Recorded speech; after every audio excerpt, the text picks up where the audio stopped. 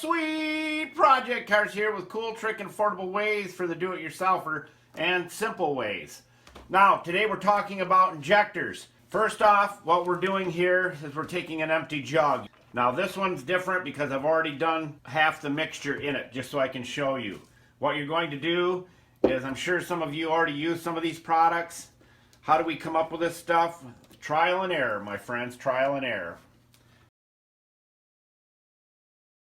Take your syringe.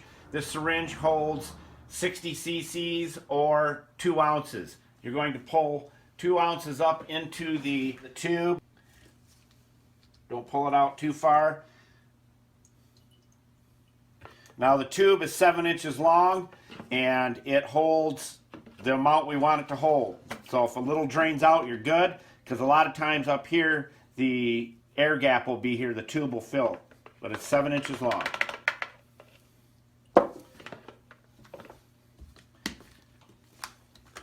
Again, don't knock it till you try it. And this only works on gas motors. If you haven't run your injector cleaner in a long time, do this 3 times in the next 3 fill-ups. You're putting 4 ounces of each in. 4 ounces of everything that you see here. And Julio, tell them, what are you doing over there? Tell them where they can get all this stuff. Buscar en el show más de la descripción de video para todas las herramientas. 4 ounces. So I've already put in 2 ounces of everything beforehand, before the video, so I can show you what a complete mix is.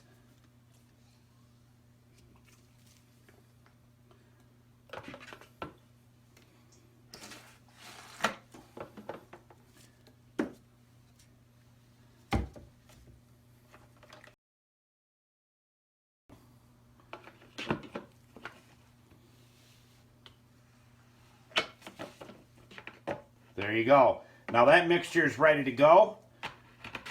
Shake it up a little bit, dump it in.